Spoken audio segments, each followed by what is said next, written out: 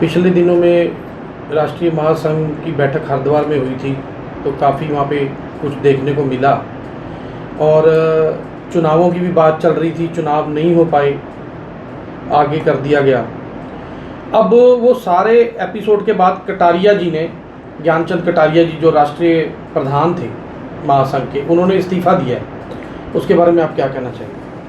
संदीप जी, पहले तो आपका स्वागत है। आप धुलिया महाराष्ट्र में आए हो और आज 13 अप्रैल बालपुरी दिवस, वैसाखी का दिन मनाया जाता है। यहाँ बालपुरी दिवस अच्छे पैमाने पर 12 साल से मनाया जा रहा है। महासंघ की तरफ से सीनियर उपाध्यक्ष के नाते मैं पूरे भारत के और भारत से बाहर बालपुरी समाज को आज बालपुरी दिवस की बड़ी बड़ी बहुत बहुत शुभकामनाएं देता हूँ और उनसे ये आशा करता हूँ कि पूरे भारत राज्य में यही चालू होना चाहिए कि 13 अप्रैल को सभी ने बालपुरी दिवस मनाना चाहिए। महासंघ के राष्ट्रीय अध्यक्ष ज्ञानचंद कटारिया जी द्वारा इस्तीफा दिया गया थोड़े दिन पहले हसीजा जी को, क्या कहना चाहिए उस पर? एक्चुअल में कटारिया साहब का तो कार्यकाल समाप्ति हो गया था। कार्यकाल समाप्त होने से पहले हम कटारिया जी से बहुत रिक्वेस्ट विनती कर रहे थे कि आप और 3 साल काम कीजिए, आप अच्छा काम कर रहे हो। पर उनका कहना था कि उनका पारिवारिक में टाइम नहीं दे पा रहे और बिजनेस का भी उनका बहुत बड़ा बढ़ गया है। तो ऐसा डिसाइड हुआ था। फिर बाद में उन्होंने बोला कि भाई ये भारतीय बालपुर महासंघ है, तो इस वजह से पंजाब और इनसे अध्यक्ष होते आए, ये बार हम आपको महाराष्ट्र की तरफ से जाएंगे तो संदेश भी पूरे भारत में और महासंघ की तरफ से अच्छा जाएगा। तो वो हिसाब से इस्तीफ़ा दिया है उन्होंने। तो वो इस्तीफ़ा मंजूर कर दिया गया कि नहीं? इस्तीफ़ा तो मंजूर उन्होंने ही बोल दिया ना कि पोपली जी और जग्गा जी संभालेंगे। तो अभी वहाँ प्रश्न नहीं है। अभी प्रश्न है कि वो इलेक्शन कमेटी में कैसा करना है, इलेक्शन कब करना है, वो चर्चा करनी है। उसके बाद हसीजा जी को दिया गया जो इस्तीफ़ा था, जूरी बनाया था, उन्होंने भी अपने उससे पद से इस्तीफ़ा दे दिया। हाँ, हसीजा साहब को और गाबा और दिनेश अरोड़ा को उनको इलेक्शन कमिश्नर में बैठाया था, तीनों को बनाया गया था उन्होंने, कटारिया साहब ने। भी पता नहीं क्यों उन्होंने सार्वजनिक दिया इस्तीफ़ा और उनका कहना ऐसा है कि उनकी तबीयत ठीक नहीं रहती। ठीक है, उम्र के हिसाब से हम मान सकते हैं तबीयत ठीक भी नहीं रहती। ठीक है, उनका इस्तीफ़ा अगर हमने मंजूर भी किया, पर वो हमारे सरपरस्त है, सरपरस्त थे, सरपरस्त रहेंगे और जो भी हम उनसे आज्ञा लेके आगे बढ़ेंगे। मैं उनको पिता समान मानता हूँ, पिता समान ही है मेरे, तो उनसे आगे पूछ के आगे बढ़ेंगे हम। जग्गा जी का कहना ये है, अभी थोड़े दिन पहले हमारा इंटरव्यू हुआ था जग्गा जी के साथ राजपुरा में। उनका कहना ये है कि अब जो है पोपली जी जो है ये सारा काम देखेंगे। तो किस तरह देखेंगे आप काम? ये सारी जिम्मेवारी आप पे आई है। अभी फिलहाल तो आप पे आ गई, अभी आप प्रधान बनते हैं, आगे कैसे चुनाव उनका कहना यह है कि पोपली जी ने बहुत काम किया है, सीनियर उप प्रधान बनने के लिए लोगों को काफ़ी जोड़ा है, तो हमें पोपली जी को चांस देना चाहिए। उनको बहुत एक्सपीरियंस है इस चीज़ का। देखिए संदीप जी, मैं जब महासंघ में आया तो हसीजा साहब से मेरी पहली मुलाकात हुई। उन्होंने पहली मुलाकात में ही मुझे उपाध्यक्ष पद देके बहुत बड़ा पद दे दिया। मैं मतलब सोच ही नहीं सकता हूँ। तो उनको मैंने मना किया, मैं काम नहीं कर पाऊँगा इतना, तो नहीं माने। उन्होंने बोला आप ही काम कर सकते हो। तो उनका तो मैं हमेशा आभारी रहूँगा। उसके बाद में जैसे संविधान पढ़ा, मैं संविधान में पहले उसमें लिखा हुआ है कि संपूर्ण भारतवर्ष एवं विदेशों में रहने वाले बालपुरियों को जोड़ने का कार्य करना। तो वो कार्य शुरू किया मैंने। तो मैंने 6-7 स्टेट घूमे, जैसे उनका आज्ञा आता था, भाई यहाँ जाओ पोपली, वहाँ जाओ, मैं जाता था और जोड़ते गए। हम सेवा करते थे, सेवा ही करनी है हमने। और ज़रूरी नहीं है कि अध्यक्ष बन के काम कर सेवा करनी है, ऐसा भी अध्यक्ष पद नहीं भी मिला, मैं सेवा करने को तैयार हूँ। पोपली जी, यहाँ एक सवाल खड़ा ये होता है कि जहाँ आप बहुत दूर दूर गए हो लोगों से मिलने के लिए, तो इसका खर्चा महासंघ की तरफ से होता था या आप अपनी मतलब जेब से करते थे लोगों को जोड़ने के लिए कि समाज बढ़े? ये खर्चा कौन करता था? प्रदीप जी, संदीप जी, ऐसा है, ये खर्चा खुद को ही करना पड़ता है और खुद ही करना चाहिए। महासंघ के ऊपर बोझ नहीं डालना चाहिए। अगर आपको सेवा करनी है तो खुद के खीसे से काम करना पड़ेगा, ना कि महासंघ के। अगर ऐसा है तो 50 लोग आएंगे काम करने। आज कोई बंदा आगे आने को तैयार क्यों नहीं रहता है? कि उनको पता है टाइम देना पड़ेगा, खर्च करना पड़ेगा। तो जब मैं बचपन से ही देखता था कि हम बालपुर, पहले बोलने को भी डरते थे कि हम बालपुर है महाराष्ट्र में, ऐसी सिचुएशन पोजीशन थी। धीरे धीरे हमको पता चला कि दिल्ली में यहाँ बैठे वहाँ बैठे। तो एक मेरा ये शौक़ है कि मुझे पूरे बहालपुर समाज को एक ही मंच पे, एक प्लेटफॉर्म पे इकट्ठा करके लाना है, और जैसा इकट्ठा होते आगे आने वाली पीढ़ी भी वैसे चैन के से जैसे जुड़ जाएंगे और अपना समाज एक अपनी पहचान बना पाएगा। पोपली जी, अब महासंघ के बढ़ते कदमों को देख के कुछ जो शरारती लोग हैं, जो मतलब सहन नहीं कर पा रहे कि महासंघ इतना विशाल होता जा रहा है, वो लोग आरोप लगाते हैं, मतलब सोचते भी नहीं है, आरोप लगाते हुए उनका कहना है कि भी जैसे हरिद्वार में मीटिंग हुई थी, बहुत अच्छे होटल में मीटिंग करी थी, बहुत अच्छा रहन सहन था, कि ये महासंघ का पैसा वेस्ट कर रहे हैं। तो आपसे यहाँ पे ये क्लियर करना बहुत ज़रूरी है, लोगों को बताना बहुत ज़रूरी है कि जो ये मीटिंग्स वगैरह का खर्चा होता है, ये कोई महासंघ की तरफ से होता है या प्रधान या कोई व्यक्ति विशेष अपनी जेब से? जो खासकर हरिद्वार में मीटिंग हुई थी उसका खर्चा किसके द्वारा किया गया था? महासंघ के द्वारा किया था या कटारिया जी द्वारा? हरिद्वार का जो होटल में जो मीटिंग हुई उसका खर्चा पूरा कटारिया साहब ने किया। अध्यक्ष वो थे, उनके नाते उनको करना पड़ा। अगर अध्यक्ष कोई दूसरा रहता तो उनके नाते दूसरा वो कोई करता, पर महासंघ से 1 रुपया भी खर्चा नहीं करते।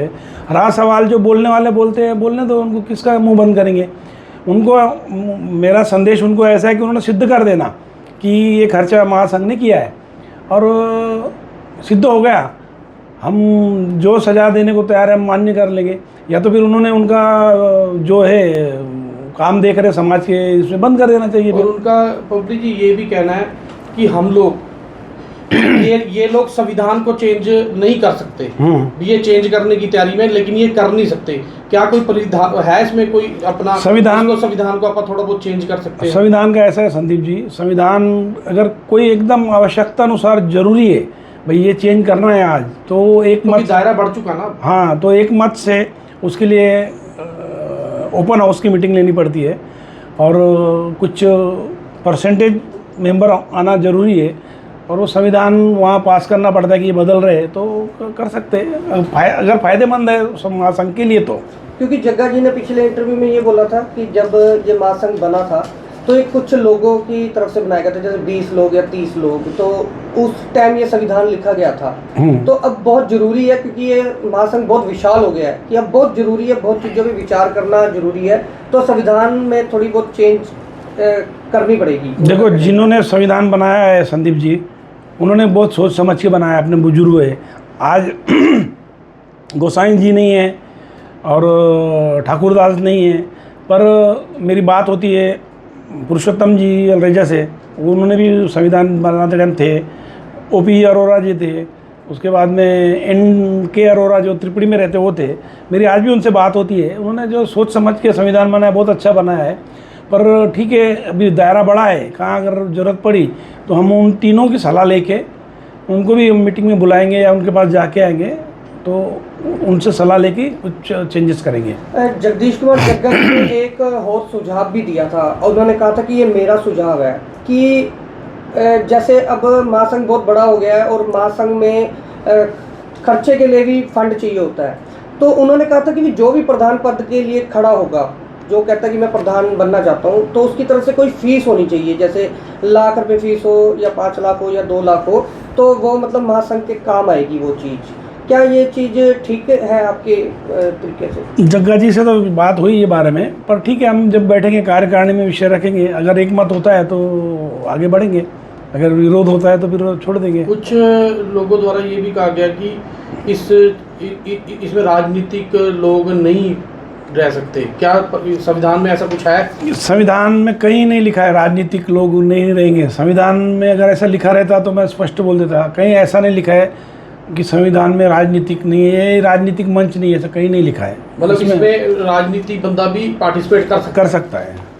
कुछ ना उस जो हरिद्वार में मीटिंग हुई थी उसके बाद ना कुछ ये भी अफवाहें उड़ी थी भी अगर पोपली जी को प्रधान नहीं बनाएंगे तो पोपली जी अलग से जो है महासंघ बना लेंगे। वो जो शरारती लोग हैं वो टेबल को थापी मार मार कर ये बात कहते हैं कि पोपली को अगर प्रधान ना बनाया तो ये अलग महासंघ बनाएगा। इसमें कितनी सच्चाई है, लोग जानना चाहते हैं। संदीप जी, मैं तो आपको बोला, जिन्होंने महासंघ बनाया है मैं उनके अधीन ही काम कर रहा हूँ। ओपी अरोरा हो गए, उसके बाद में अलरेजा जी हो गए, पुरुषोत्तम जी, NK अरोरा है। आज भी उनसे बात करके महासंघ में था, महासंघ में हूँ और महासंघ में सेवा करता रहूँगा।